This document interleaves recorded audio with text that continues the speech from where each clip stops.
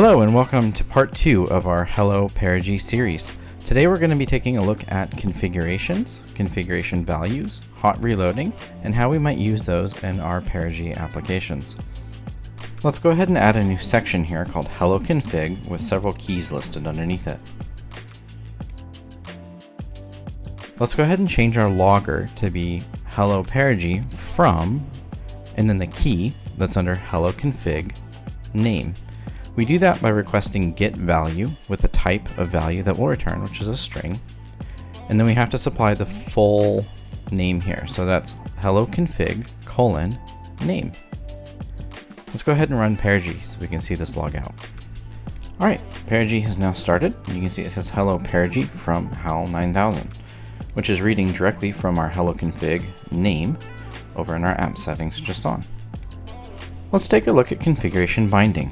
I've got a class here with the properties that we're interested in reading from our new section Hello Config. Let's go ahead and create a new variable here. We'll call it HC. And to go ahead and bind the configuration section to our class, we use getConfigurationAs. We supply the type of the class we want to bind it to. And instead of supplying the full path, which is the section and the key, we just need to supply the section that it's going to bind our properties to. So to replace this out from getValue with the full path, since we've now used data binding, we can just use hc.name. Let's add a few other fields here. I first appeared in year as a template, and I am tags as another template. So we have the app name or name already supplied. Now we need to add the year and the tags. hc.year and hc.tags. Now, tags is a list of strings, which is not just a value type. So to actually get our logger to print that out properly, I'm going to go ahead and add an @ symbol here, which will just read this out as if it was just on. You can see now that Perigee has started here. It says, hello Perigee from HAL 9000.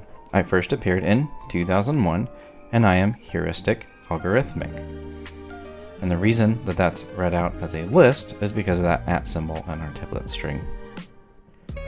Let's take a look at one more way that we can use configurations, and that is by linking to a configuration value. So if we use link to config and provide the hello config section with the key enabled, what that's going to do is that's going to link the starting and stopping of this thread to that configuration Boolean value. You can see we have hello config enabled over here, set to true.